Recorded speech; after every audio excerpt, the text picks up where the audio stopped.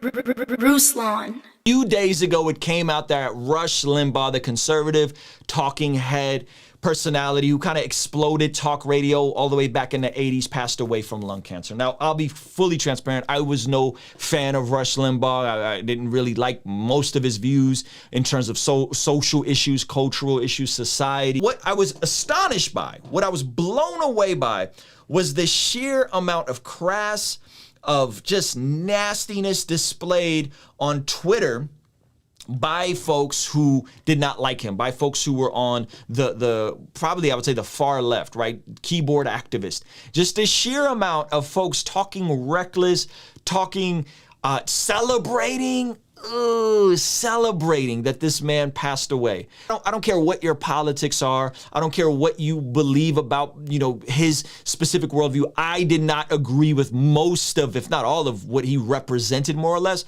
But to guys like Ben Shapiro and to guys like Dave Ramsey, he kind of paved the way for talk radio and for the conservative perspective to be out there, right? And they value him. I wanted to point out a passage. Now, we know that Jesus said to pray for your enemies. And so let's just stop for a second and let's just assume that you are politically progressive and you think that, Rush Limbaugh was a bigot, a racist, whatever you want to call it, right? Let's just say that, right? And you're a Christian, okay? There should be no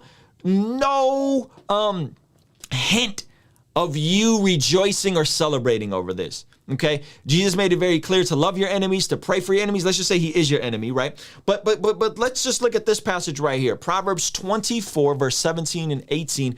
Do not rejoice when your enemy falls. Do not rejoice when your enemy falls. Okay? So even if you believe that Rush Limbaugh was your enemy, or his or whatever, the right or whatever, right? And let not your heart be glad when he stumbles, okay? Lest the Lord see it and be displeased and turn away his anger from him. I hope that there are no Christians celebrating, regardless on what your political ideology is, even if you think he was wrong.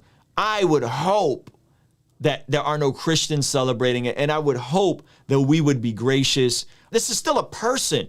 Again, I think he's done some harmful things, but this is still a person.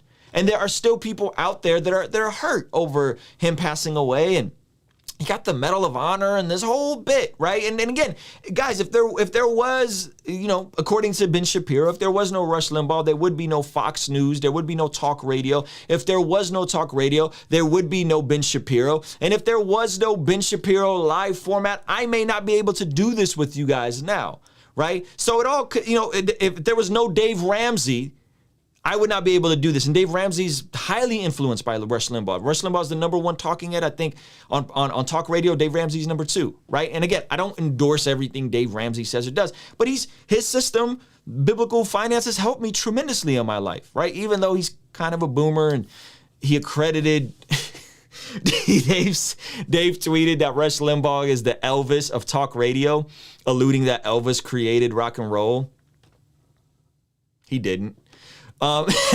He didn't create rock and roll. So it's like, look, you don't got to agree with somebody all the way through, but to assume that this person was just a completely awful human being through and through, it's trash, in my opinion. And then two, to celebrate. To have the nerve to celebrate. Do you have no fear of God to celebrate that this man has passed away? Right? Chuck Berry definitely created rock and roll, for the record. Absolutely. And I think if you look at the Stones, if you pull up, the Beatles, they would probably accredit Chuck Berry and that whole group of musicians, black musicians that came up. So that's neither here nor there. At the end of the day, regardless on what you, remember, I'm politically agnostic. I have no dog in the fight. But at the end of the day, for the sake of your witness, love each other, be kind, be gracious, go read your Bibles, go worship Jesus, go to bed at a reasonable hour, love your neighbor as yourself. There's no need to be nasty. There's no need to fight fire with fire. There's no need to one-up somebody with your nastiness. It's not helpful. And again, there's going to be somebody on the far left that passes away. And then some of you guys are going to jump out the window and say some nasty stuff. Just don't do it. It's completely classless. It's completely a black eye on anybody that identify themselves as a Christian, okay? So anyway, those are my thoughts. Hopefully this is helpful. Hopefully this encourages you guys. Thank you so much for watching. Let me know what you think. Kingstream Entertainment. Ruslan.